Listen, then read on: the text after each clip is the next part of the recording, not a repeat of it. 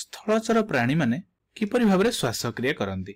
आमे आगरु देखिले जे उद्भिद माने किपरि श्वासक्रिया करंती, जलचर जीव माने किपरि श्वासक्रिया करंती।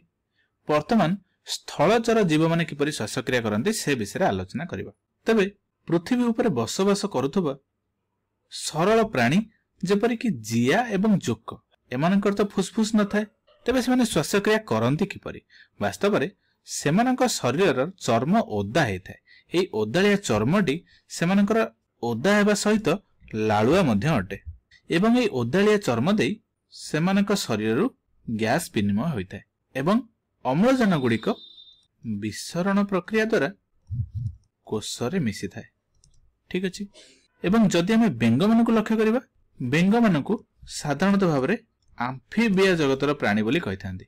एमाने जलचर होइथांती एवं स्थलचर मध्य अटंती।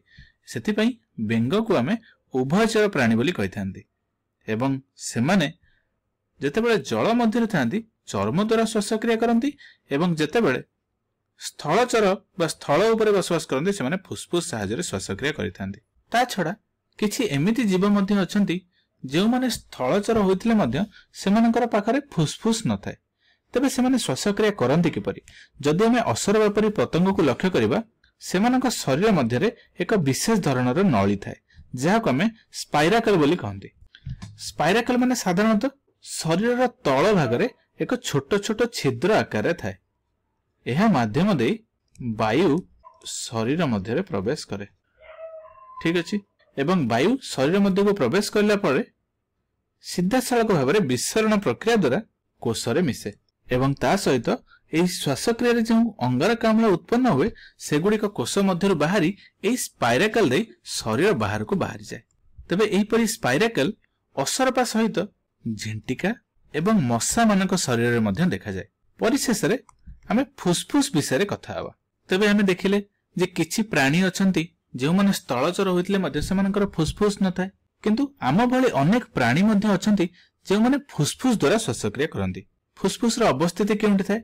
एगुड़िक साधारणतः भाव में बक्षस्थल मध्य भाग में रही है एवं यह एक जोड़ा होता है।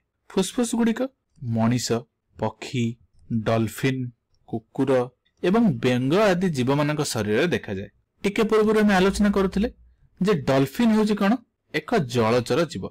यह जलचर हेले मध्य एगुड़िक स्तन्यपायी प्राणी अटंती एवं एगुड़िक श्वासक्रिया पई गाली व्यवहार न करे यह परिवर्ते फुसफुस व्यवहार करथांती।